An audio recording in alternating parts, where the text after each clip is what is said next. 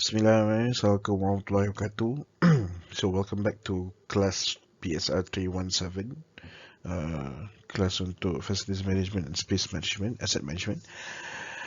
Untuk this particular week, pertamanya welcome back daripada cuti mid-sem break. I think there's a lot of time for you to catch up in terms of catching up on your assignments, your work group dan sebagainya. So I hope you have managed your time well. And coming to this week, taking the consideration that you will be more focused than orang kata apa. This has been the 1 month coming to 2 months. You kembali ke kembali to your class session. So I think we need every now and then we need a lot of orang kata apa check and balance lah to make sure that we are on the right path. We have done our things carefully dan sebagainya. So I hope that the mid-semester break have actually helped in giving that orang kata apa allocation. So now we are back with our session lah. Okay. So just to recap dulu before kita start with our class. Okay, just to recap that you have gone through for the past classes, you have actually been exposed to general terminology dalam asset management, di dalam property management. You even dah buat the tutorials dan sebagainya berkenaan who is a property manager, the roles, and you have done role play in terms of if you are a property manager what you should do dan sebagainya. So coming to is this, okay, and then you also have explored berkenaan the process of life cycle cost analysis, and obviously there's a lot of orang kata apa application, method application dan sebagainya. So I hope that everybody bila dah buat tutorial tu, you to a certain extent you would understand what is required, what are the information required to allow you to build up this LCC analysis, and eventually you understand. Yang paling penting sekali, you also must understand what exactly the function of LCC and how to actually do it. To note, I acknowledge ada beberapa group yang consulted, came to me looking for answers, looking for guidance. So thank you very much for stepping up and for speaking up. We had a session there was a couple of group, ada beberapa group yang kita dah buat session, GMIT session untuk further deliberate your understanding on the LCC process. So I hope everybody understand macam mana nak buat, kepentingan present value, apa common sense dia, macam mana you nak fill in di dalam LCC dan sebagainya lah. Okay, so that's that. So let's go into facilities management. So untuk minggu ini dan minggu depan lah sebenarnya, kita akan dissect ataupun kita akan discuss berkenaan facility management dan space management. So untuk minggu ini, I will focus sahaja kepada facilities management sahaja dahulu. Okay, and then minggu depan kita akan take over on space management. Okay, so let's go into it. Let's go and understand first the definition of facility management. Okay, according to EN 15221 Part 1 2006, it is prescribed that FM is an integration of process within an organization to maintain and develop the agreed services which support and improve the effectiveness of its primary activity. So apa maksud dia? Umumnya, bila kita melihat pengurusan facility, ianya adalah combination ataupun gabungan pelbagai individu ataupun professional, dan fokusnya adalah setiap profession ni ada dia punya own cara kerja ataupun proses kerja lah. And all of this professional perlu work towards the same goal, which is untuk maintain dan develop agreed services. So apa agreed services tu? Bila kita tengok bangunan, there are a lot of building services. Kita tengok dari segi firefighting equipmentnya, dari segi water supply-nya, dari segi pengoperasian bangunan tersebut. So, kesemua building services ini are part of the agreed services yang setiap personnel ataupun professionals yang ada di dalam ekosistem ataupun di dalam stakeholders urusan tersebut perlu support each other dan make sure that semua services ini menjalankan fungsi-fungsinya. Okey, menjalankan fungsinya bagi memastikan aset atau bangunan tersebut boleh menjalankan aktiviti utamanya. Okay, itu dia punya perincian secara detail. Okey. Tetapi kalau kata kita tengok in a simplified version, basically ialah adalah gabungan beberapa pihak menyelesaikan pelbagai jenis proses, membantu satu sama lain dalam memastikan semua perkhidmatan yang berada di dalam aset atau bangunan tersebut dapat adalah berada pada keadaan yang sepatutnya bagi memastikan bangunan tersebut boleh menjalankan pengoperasiannya. Itu dia punya definition yang paling simple, yang summary yang saya boleh read lah. Okay.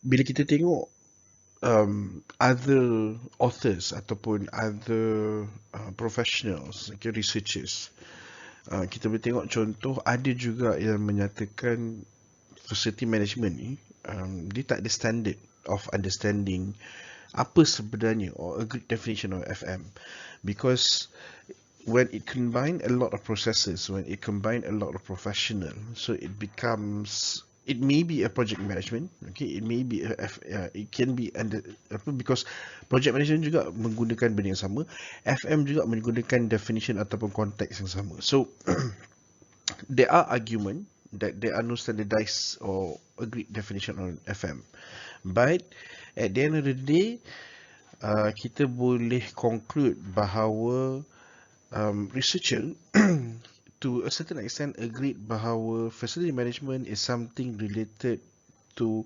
managing the support services ataupun berkaitan dengan series of primary processes and supporting processes yang membantu satu bangunan dan aset itu to live up to its expectation. And I think dalam my previous lecture pun we have discussed this, that the term FM, the term space management, the term of property management, asset management, all revolve around the same fundamental, which is menguruskan bangunan itu tersebut dengan cara mengurus dan memastikan perkhidmatan sokongan dalam bangunan tersebut boleh dijalankan ataupun boleh berfungsi dengan baik. So, kita boleh relate bahawa in an analogy, simplified analogy, satu-satu bangunan itu ataupun let's say kata kita ambil rumah kita sendiri sekalipun, okay, within our own houses kita tahu there's a water supply system, there's electrical system, every bilik ada dia punya pintu dan sebagainya, lampu, and then kita ada rumah macam rumah awak, so mungkin awak akan pasang langsir dan sebagainya. So but imagine if let's say lah kata there is no people ataupun orang yang duduk dalam rumah itu tak menjaga rumah tersebut, lama kelamaan rumah itu akan deteriorate dan lost its functionality, ataupun to a certain extent that you have lost the interest untuk duduk di rumah tersebut. So that's why it's critical to make sure that by managing all the support services, menjaga rumah tersebut, maintain, manage dan sebagainya, will ensure that the building stays and able to provide its main function, which is to house the occupant lah secara umumnya. So this is some basic fundamental understanding lah berkenaan facilities management. Okay, so bila kita tengok facility management, there's always this 4 element that we need to take into account. Okay, di dalam meja mana-mana pengurusan sekalipun, termasuk facility management, kita akan nampak there's always a people element, place as in location, okay, ke mana kedudukan tempat tu dan sebagainya, macam mana pengurusannya, processes, menguruskan proses, series of pengurusan, apa benda yang kita nak proses, apa dia punya aturan, macam mana kita nak buat. So ini adalah processes yang kita kena faham. Setiap satu billing element ataupun support services itu mempunyai its own fundamental process yang kita kena fahamkan. Tak semuanya sama. And ultimately, the technology that we can actually apply into the whole management process, management system, to help um, to ease, either to ease the process, to enhance the quality deliverance. Okay. So kita akan tengok di dalam facility management, you akan tengok bahawa kalau kita letak secara common sense je, mana-mana pengurusan pun akan melibatkan benda yang sama. People, place, process dan teknologi. You relate lah dalam apa keadaan pun. Even kehidupan seharian kita pun, kita akan always ada di sana. So ini adalah parameter yang kita kena take into account when kita expose ataupun when we do facilities management. Okay. And then kalau kita tengok facilities management model yang ada di sini, untuk kita fahamkan lebih lanjut berkenaan facility management, jom kita tengok facility management model yang kita tengah yang terpampang ni lah. Okay. So umumnya bila kita bercakap berkenaan model pengurusan facility ni, dia terbagi kepada dua. Okay, sekejap saya buka sikit pointer. Okay, yang pertamanya adalah primary processes, maksudnya urusan ataupun proses kerja utama, dan proses kerja sokongan. So ini dua sektor yang kita kena faham lah. Okay, dan daripada dua sektor tersebut, kita pecahkan kepada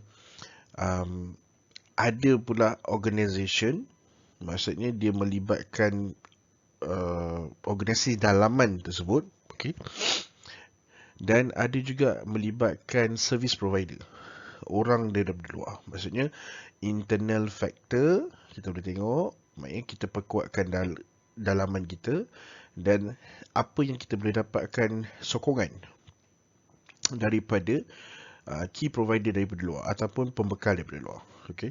Kalau kita discuss hari tu, siapa yang join dalam discussion untuk tutorial berkenaan role. So bila kita tengok SWOT analysis macam hari tu kan, kita relate kepada SWOT analysis. SWOT analysis itu sendiri pun ada key important point melibatkan internal dan external factor. So sama juga di sini kita akan tengok dia punya organisation dalaman dan juga provider. So daripada kedua-dua bahagian ini, kita akan pecahkan ataupun dia terbahagi pula kepada 3 level yang utama. Okay. Pertamanya operational, pengoperasian. When we talk about operational, kita fokus kepada level orang yang mengoperasi ataupun orang yang terlibat secara terus dengan pengoperasian di project site contohnya. We are talking about this key technician, key technical people. Kita bercakap berkenaan our service provider, our cleaners. Okay. Kita bercakap dengan plumbers, orang yang menguruskan ataupun people that do the hands-on operational punya exercise, maintenance process. Okay, so itu adalah di operational level. And then kita ada tactical level. Okay, so di tactical level ini basically people that manage this operations level. So kita akan ada supervisors level, kita akan ada managers level. Contohnya macam contoh property manager that we talk about during our tutorial. So itu berada di tactical level, the middle level of the whole organisation. Okay, jadi kita ada operational, tactical. Jadi ada orang yang menguruskan dan orang yang membuat kerja tersebut ataupun membuat pengoperasian, orang yang menguruskan pengoperasian. Okay, dan di tactical level basically awak kena faham as a building surveyor, you boleh berada di antara ketiga-tiga ni lah. Okay. So, but most commonly, contohnya apabila, let's say kata bila awak keluar bekerja, okay, dari peringkat permulaan, awak mungkin akan berada antara operational dan technical. Dan as you grow, you kena faham bahawa bila you berada di level technical, you are basically supporting. Awak menyokong proses yang di bawah dengan membantu merencana pengoperasian dan pada masa yang sama, you menyokong the strategic level. So, siapa strategic level ni? Strategic level adalah key decision makers, key personnel di dalam satu-satu organisation. We are talking about the technical directors, the GM, okay, mereka yang membuat all this critical decision making, okay, to ensure that satu-satu pengoperasian ataupun application boleh digunakan ataupun boleh digunakan pakai. Satu-satu investment yang dibuat. Remember when we talk about the discussion dalam kita punya macam mana penambahbaikan satu-satu facility, improvisation. Ya, saya ambil analogi yang hotel, orang yang menguruskan kolam ataupun swimming pool, infinity pool tu, dengan people yang buat keputusan untuk kita bina infinity pool tu. So, di strategic level ni lah key decision macam contoh investment apa yang dibuat, pelaburan berkenaan aset itu, penambahbaikan, improvement dan sebagainya. So, all of this happening at the strategic level. So, bila awak berada di mana level pun awak berada, yang pastinya ianya menyokong setiap fungsi yang ada antara ketiganya. Tak boleh dia wujud hanya salah satu komponen. Praktikalnya bila kita menguruskan facility ataupun menguruskan projek, kita akan tahu bahawa di operationalnya kita perlukan orangnya di lapangan, orang yang menguruskan orang di lapangan dan orang yang membuat keputusan-keputusan penting untuk membenarkan ataupun to enable this technical and operational level to function. So this is how dia interrelate lah dari segi gambar ni. Dan seterusnya kita tengok daripada segi primary process, kita dissect lagi further. Okay, daripada segi primary process. Primary process ini as an organisation, kita kena faham bahawa setiap mana-mana organisasi pun, apabila dia menjalankan bisnes ataupun pengoperasian, ada tiga people ataupun tiga type of consumers yang kita kena take into consideration. Dalam mana-mana pihak pun, dia pastinya dia akan consider apa klien perlukan. Okay. Contohnya, kenapa dia ada tiga konteks sebelanan? Apa beza klien, customers dan end user? Okay. So, klien mungkin contohnya pemilik bangunan. Okay. Okay, contoh, let's say kita imagine shopping mall. Okay.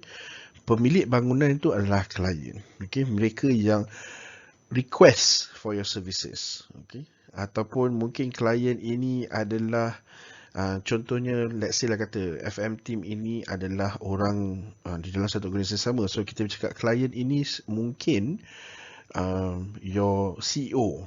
Okay. Bayangkan contohnya, saya bagi contoh lah. Ada developer di KL, Sunrise. So Sunrise company ni basically dia ada banyak cabang bisnes. So sebagai daripadanya dia ada FM. Jadi dia wujudkan satu anak syarikat yang untuk buat bisnes FM saja. Jadi dalam konteks ini, Sunrise itu company FM itu klien dia adalah parent company tersebut, which is Sunrise tu. Okay.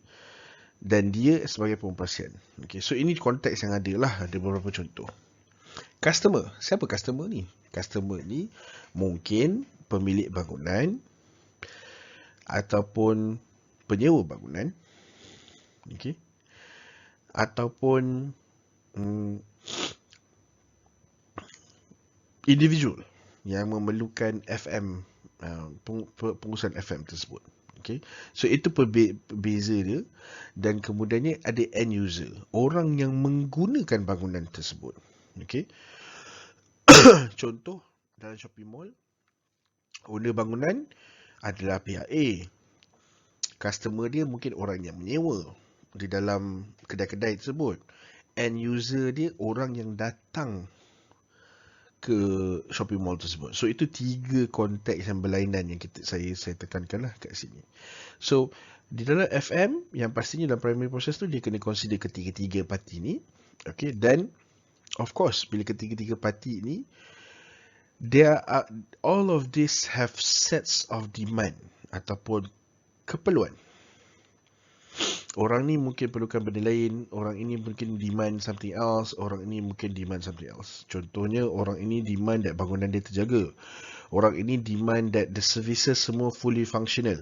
End user pula demand dia adalah to ensure that pengalaman yang diorang datang ke bangunan tersebut adalah pengalaman yang seronok, yang menyenangkan, yang comfortable. Okay, so dalam model FM kita kena faham apa ketiga-tiga parti ni demand for. Dan seterusnya daripada demand tu, dan kita go into specifying, okay, menekankan atau mengkhususkan service level agreement. Itu maksud SLA, specifying SLAs, service level agreement. So specifying service level agreement is basically menetapkan satu tahap, satu perjanjian ataupun satu tahap kesamarataan ataupun satu standard di mana macam mana kita determine satu-satu kawasan itu bersih. Contohnya, bersih itu subjektif. Macam mana kita nak quantify bersih ni macam mana? Okay, bersih ni tiada apa-apa di atasnya ke, ataupun kita nampak daripada mata kasar dia kosong ke, ataupun dia berkilat ke, ataupun umumnya dia perlu, contoh dia perlu buat satu hari, satu toilet itu dia perlu cuci 3 kali sehari. Faham perbezaan service level agreement. So untuk komponen toilet dia kena cuci 3 kali sehari. Cuci menggunakan apa equipment dia. Jadi kita kena faham apa service level agreement tu. Kalau pasan apa yang saya bagikan, dia semakin detail. Ataupun contoh kita ambil water supply system. Service level agreement dia mungkin adalah memastikan supply air itu sentiasa ada. Tapi nak mewujudkan supply air itu sentiasa ada, bermaksud seorang plumber ataupun FM manager, dia kena pastikan bahawa water supply system akan ada regular check-up, regular maintenance. Maksudnya kena pergi check water supply okey ke tidak, pump elok ke tidak, air daripada sumber ni ada masuk ke tidak, meter run ke tidak, dan daripada situ distributionnya ke pengguna macam mana. So itu adalah maksud specifying service level agreement. Kita setkan apa yang kita nak secara detail. Okay. So itu dia punya ni. Dan kemudiannya kita tengok pula daripada segi provider. Daripada luar ke dalam kita tengok provider internal dan external. Ada provider yang internal, ada yang provider external. Apa maksud dia? Provider internal adalah mereka yang memberikan perkhidmatan secara dalaman. Okay, mungkin kita ada bila kita set FM team sendiri, okay, kita punya facilities management team sendiri, mungkin kita akan hire electrician, chargeman contohnya, technician yang berkaliber bab elektrik secara dalaman. Maksudnya kita gajikan mereka untuk bekerja dengan kita. Itu maksud dia lah internal provider. Maksudnya bila kita perlu gunakan perkhidmatan dia, kita hanya hantar dan assign dia lah untuk pergi tengok respective issues lah. Contoh elektrik dan sebagainya. Dan provider eksternal adalah contohnya kontraktor luar. Perkhidmatan yang kita perlu hire daripada luar, yang kita perlu subscribe daripada luar. Contohnya security guard. Which is kebanyakan kita hire ataupun bila you level FM, You akan hire service provider, maksudnya security guard company untuk provide security guard punya service. Okay. Ataupun TNB, electrician yang kita ada tadi secara internal tu tadi hanya boleh buat certain kerja saja, limitation, dia ada limitation. Okay, contohnya mungkin kalau setakat trip dia boleh pergi tengok dan betulkan. Tapi kalau sampai satu tahap that genset tak function ataupun distribution room ada issue, electrical distribution room ada issue, itu semua kita kena panggil TNB contohnya, datang dan buat inspection dan repair. Itu maksud dia. Okay, so itu yang external. Dan of course bila kita melihat support proses ni, kita akan tengok apa supply ataupun bekalan yang kita perlukan dan kita perlu ambil daripada luar. Ini semua melibatkan satu perkhidmatan fasiliti yang daripada luar lah. Dan bila kita melibatkan orang luar, of course umumnya bukan sebab dia melibatkan orang luar atau tidak, maknanya menjalankan proses kerja perkhidmatan tersebut, maknanya facility services ini, bila kita expect satu perkhidmatan tu diberikan ataupun kita berikan pada orang, kita kena specify delivering KPI. Apa itu delivering KPI? Delivery Key Performance Index.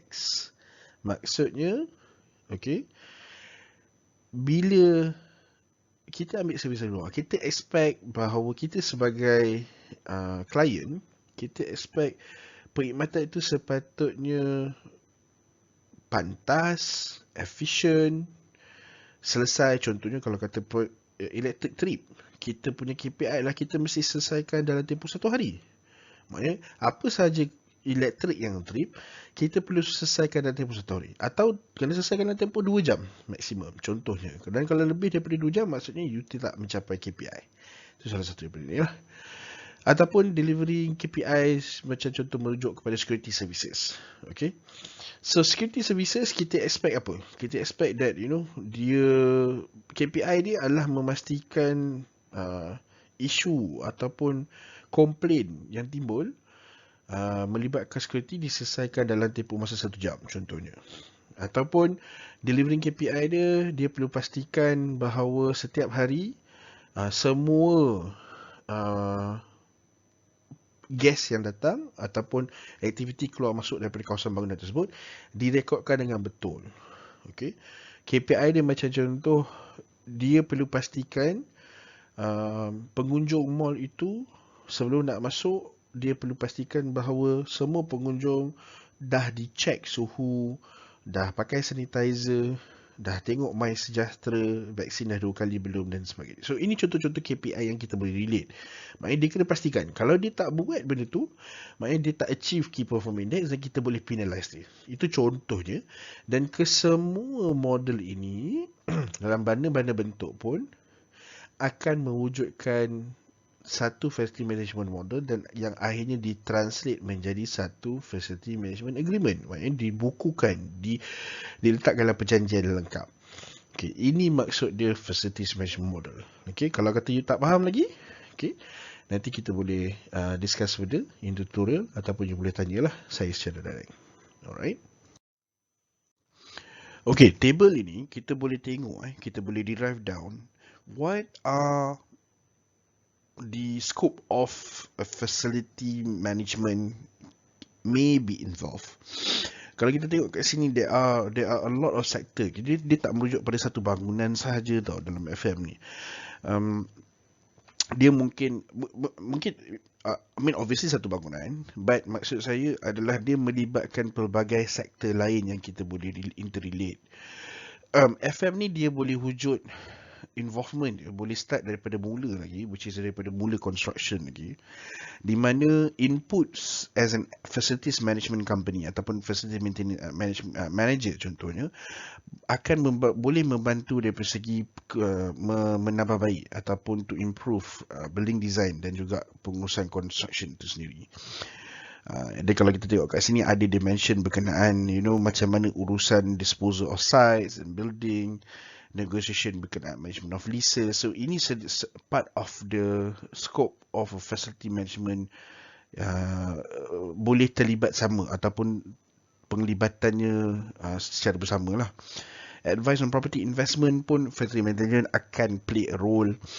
And then dari segi pengurusan capital budget, pengoperasian bangunan, assignment dan subletting, ini basically penyewaan ruang bangunan contohnya.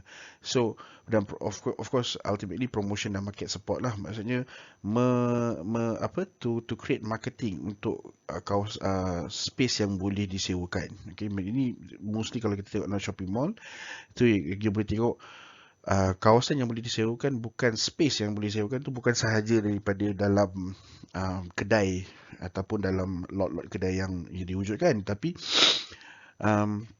di ruang lega kita boleh nampak ada small stalls, ada retailers dan sebagainya yang berniaga. So itu semua adalah sebahagian part of scope of FM lah. Dan selain daripada itu, FM juga terlibat dalam pengurusan pengoperasian dan maintenance. Daripada segi to make sure that all the facilities run smoothly, dan to do the ensure maintenance, dan building fabric, maksudnya bahagian luaran, okay, bangunan punya struktur, dinding dan sebagainya, kena make sure daripada segi fasadnya. So kena make sure that everything in order. Pengoperasian ataupun garden maintenance, landscape, pengurusan landscape, itu semua yang kita boleh tengok. Manage, undertake dan juga adaptation and refurbishment. Bila mana orang nak masuk menyewa, dia mungkin akan perlu buat sedikit renovation contohnya, ataupun adaptation untuk menyesuaikan, untuk ubah suai dan menyesuaikan kepada business nature dia. Mungkin restoran perlukan ruang untuk masak contohnya, ataupun kedai jual baju, ataupun kedai potong rambut, mungkin have a different sets of orientation dan sebagainya. So ini semua part of facility management punya scope untuk bantu and support lah. Selain daripada itu, pengurusan tenaga, penggunaan, energy saving, energy management dalam bangunan, electrical usage dan sebagainya. Security, voice data communication punya access facilities, cleaning and housekeeping, pembersihan, penjagaan bahagian dalaman of satu-satu bangunan, itu semua part of ni lah. Pesticide control, ini salah satu daripada scope yang very technical sebenarnya, memerlukan a lot of pemahaman berkenaan pesticide. Jadi most of the time kita akan hire daripada luar untuk provide services. Cable management, IT equipment, health safety. So ini sebagai daripada dia. Facilities planning, pengurusan ruang. This is very important, which is part of your scope juga sekarang. You akan belajar lebih lanjut later.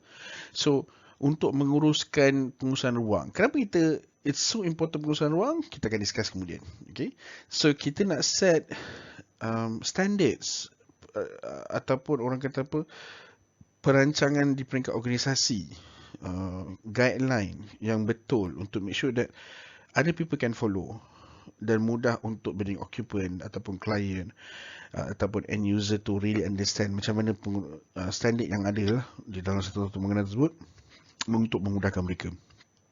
Okay, and then identify user need and space requirement, sama. Okay, bila kita macam saya explain tadi, untuk memahami kita punya client, memahami kita punya customers or end user, kita kena fahamkan apa keperluan diorang, what kind of demographic that they have, or requirement that they have, so kita boleh faham and kita boleh specify kita punya service levels agreement tadi, right? Pemilihan furniture layout, the equipment, apa yang bersesuaian. Mungkin satu bangunan tu dia tak ada this kind of furniture layout settings, okay, ataupun dia dah ada tapi you kena buat inventory dia. Okay, so this is also melibatkan sebahagian daripada you punya assignment, which is to create an inventory of furniture dan equipment yang dalam tu. And then to define performance measure, maksudnya kita kena gauge bila kita buat all of this, macam ni kita nak tahu whether kita perform betul atau tidak, ataupun kita berada di tahap atau tidak. Jadi from time to time kita kena dapatkan user feedback, kita bertanya kepada pengguna, kita dapatkan survey daripada pengguna dan sebagainya untuk kita dapatkan level of performance yang kita dah provide. Adakah mereka berpuas hati, kita tanya dia dari segi perkhidmatan yang kita berikan mencapai dia orang punya expectation atau tidak. So ini adalah performance measure yang kita lay down lah. Tracking inventory control, ini adalah sebahagian daripada part of pengurusan ruang that once we are able to track and understand dan acknowledge bahawa kita ada furniture banyak ni, kita ada equipment banyak ni, then kita boleh manage the site properly. Kita boleh ensure that if let's say there's an issue dari segi barang yang rosak, kita tahu kita nak replace di mana, kita nak dispose macam mana. So this is part of important punya facilities planning lah. And this is something new which is computer aided facilities management dengan sokongan teknologi. Macam kita mention tadi, ada 4 elemen di dalam FM model. So dengan sokongan teknologi, dia membantu kita menguruskan pengoperasian kita dengan lebih baik. We can do monitoring better, tracking better, kita can plan better. So this is part of the technology punya enhancement yang kita ada lah. And ultimately, last but not least, kita ada general office services. Ini daripada segi pengurusan umum, daripada segi support services. People complain, orang datang complain, macam mana kita nak handle, customer service yang kita ada, support service yang kita provide kepada orang. Contohnya bila dia elektrik tak ada, adakah macam contoh kita usaha nak provide a backup service, mungkin kita provide genset, temporary genset sementara electric problem, ataupun kita cleaning overhanded punya complaint, macam mana kita settlekan complaint itu semua sebagai daripada general office services besides the non-technical lah. Okay, and then mungkin daripada segi pengurusan ruang, from time to time ada pula exhibition, events contohnya. Tiba-tiba ada orang nak buat show, orang nak menyewa ruang untuk tayang kereta, untuk promote dia punya, kalau kadang-kadang dia boleh tengok ada orang pinjam ruang besar di dalam mall untuk letak sales kasut, sales barang-barang keperluan. So itu semua sebahagian daripada support services yang diberikan lah. Atau di level hospitality ataupun di level hospital service macam contoh hotel, kita ada servis untuk laundry, catering dan sebagainya. So ini semua part of dia punya benda ataupun services yang diberikan lah. Okay, reprographic services. Siapa tak tahu reprographic services? Saja saya diam, nak bagi you all tanya-tanya. Reprographic services is basically service photocopy, service printing. So itu semua sebagai daripada reprographic services. Nak laminate, paper tray, supply paper dan sebagainya. Ini kalau contoh di office area, mungkin di FM team perlu tengok juga sebagainya. So this is some of the general office services lah. Sebahagian, bukan saya kata semestinya. Kadang-kadang ada yang tak buat pun. Kadang-kadang this one tanggungjawab administration officer yang ada dalam office tersebut lah, depending. Okay, tetapi macam tu machine dan sebagainya, FM team can support this. And then ada central maintenance, database, job costing. Dari segi pengurusan, purchasing, semua ini adalah sebahagian daripada penglibatan seorang FM mungkin. Tetapi kebanyakan masanya, ataupun the average atau the usual services, banyaknya involve lebih kepada yang 3 inilah secara umumnya. Okay, with this particular tu menjadi yang paling core lah di dalam mana-mana FM punya service provider. Okay, so obviously FM kita boleh tengok bahawa dia memang a very important features ataupun important komponen di dalam satu-satu pengurusan aset. Okay, dan bila kita bercakap pengurusan aset, di dalam konteks awak, kita akan menjurus sedikit topik perbincangan kita ke arah macam mana aset universiti, contohnya di UiTM ni, diuruskan dengan baik. Jadi sekarang ini ianya adalah satu cabang industri yang hangat diperkatakan lah, pengurusan bangunan kerajaan. Okay, umumnya kalau awak tengok beberapa tahun lepas, if you banyak baca paper dan sebagainya, banyak ditimbulkan isu-isu bangunan kerajaan yang ada dilapidation, yang deteriorate. Even bangunan parlimen pun pernah ada kes siling bocor air dan sebagainya. So semenjak itu there is orang kata apa keperluan ataupun change of views bahawa perlunya profesi juruhukum bangunan di dalam menguruskan bangunan-bangunan kerajaan. Dan ultimately antara kerajaan ni memang obviously adalah pemegang aset terbesar lah di dalam Malaysia. Kalau kita tengok bercakap dalam Malaysia lah, maknanya kerajaan adalah pemegang aset terbesar. Berapa banyak bangunan kerajaan yang kita ada seluruh Malaysia. Dan of course among the biggest adalah universiti. Jadi dalam konteks awak kita akan discuss a bit menjurus ke arah universiti. Okay, FM di universiti dan macam mana pengurusan ruang di peringkat universiti. Sebab ini antara topik yang kita boleh kata sedang hangat diperbincangkan lah di peringkat kementerian dan sebagainya. So, kalau kita tengok sedikit according to Hamid 2010, okay, di England, higher education di England dah adopt facility management approach untuk support services, untuk integrate strategic tactical di peringkat higher education. Maksudnya dia dah fokus, dia dah nampak dah bahawa ada jurang. Higher Education Council ni dah nampak ada banyak jurang berkenaan FM services di sana lah. So with that, they started to do something. They start to take initiative. Okay, and first, how they do it, they acknowledge and understand the impact of apa sahaja keputusan dia buat pada hari ini akan memastikan sustainability ataupun target ataupun kebolehguna pakaian aset universiti itu boleh di-achieve pada masa-masa akan datang. Jadi, dia orang dah start acknowledge dan dia start promote to understand the nature and culture. Dia highlight bahawa satu-satu FM profession itu perlu understand. They need to understand the nature and culture of the university. By understanding the whole processes top to bottom, then they can see where and how can they slot in ataupun offer penambahbaikan dari segi ekonomik, processes dan juga purpose untuk menambah baik bangunan-bangunan institution lah ataupun bangunan universiti. So Levy 2008 also shared that from his finding dalam research dia, he found that FM ataupun facility manager di dalam universiti have issues and challenges, especially dari segi planning and adapting existing building. Okay, especially untuk fulfill educational requirement. I think from my own experience pun, this is very true. Especially di peringkat university, there's also other concerns, macam especially the limitation of budget.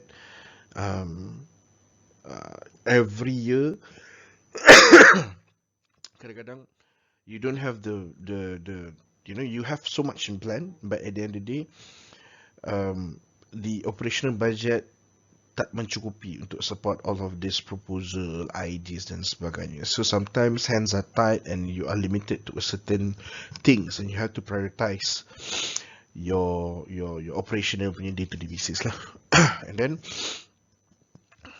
And of course, especially when we talk about education building, some of this education building ataupun universities dan sebagainya have been there for quite some time, especially in UK lah, ataupun especially di negara maju lah. So they have to be creative. The facility manager have to be creative in terms of how can you adapt this building, okay, to solve the problem, and at the same time you boleh absorb all of this technology dan juga society punya changes that's happening within the environment lah.